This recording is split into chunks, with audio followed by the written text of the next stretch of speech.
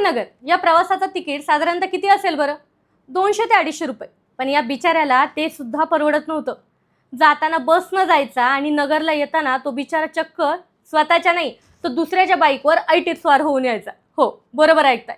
नगरला येताना दुसऱ्याची बाईक पळून आणून त्यावर हा पठ्ठ्या पुन्हा एकदा बसनं पुण्याला जायचा. याला म्हणतात स्मार्ट पण ग्रॅज्युएट चोर. आता हे प्रकरण नक्की काय, चला सांगते. लोकांना वाटतं डिग्री घेतली की पगार वाढतो, पण या पठ्ठ्यानं तर चक्क चोरीच्या गाड्यांचा आकडाच वाढवलाय. 40 वेळा हा कोर्स पूर्ण करणाऱ्या या पदवीधर चोराचा निकाल अखेर पोलिसांनी लावलाय. हा चोरीचा पॅटर्न राबवणाऱ्या महाशयांचं नाव आहे अशफाक इसाक पठाण. वय वर्ष 32, राहणार पाथर्डी, अहिल्यानगर. आता या चोरीची स्टोरी ऐकून तुम्ही सुद्धा म्हणाल, एवढं डोकं जर अभ्यासात लावलं असतं तर हा आज MNC मध्ये कुठेतरी कंपनीत असता बरं का. आणि हो, हा फक्त चोरीच नाही करायचा तर विकायचा देखील त्या गाड्या, आणि तेही त्याच्या स्वतःच्या साथीदारालाच.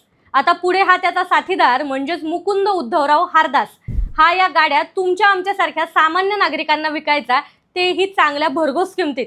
म्हणजे या गाड्यांचं गॅटमॅट तो स्वतःच पाहायचा. आता या सगळ्यात खास म्हणजे चोरीची पद्धत बरं का. नगरहून ST नं पुण्याला जायचं, गर्दीच्या ठिकाणी बसायचं आणि कोणती गाडी चोरायची हे हेरायचं. त्यानंतर ती कोणाच्याही लक्षात येऊ न देता ती दुचाकी चोरून तिचं लॉक तोडायचं आणि थेट हायवेनं नगर गाठायचं.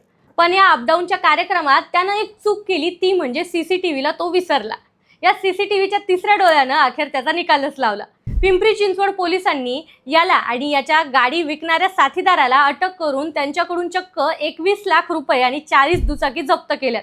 यामुळे नगर पुणे प्रवास करणाऱ्यांनो आपली गाडी नीट लॉक करा, कारण शहरात आता डिग्री घेऊन चोर फिरतायत. तुम्हाला काय वाटतं, अशा चोरांना कोणती शिक्षा द्यायला हवी? कमेंटमध्ये नक्की सांगा. आणि अशाच हटके बातम्यांसाठी पेजला फॉलो करायला विसरू नका.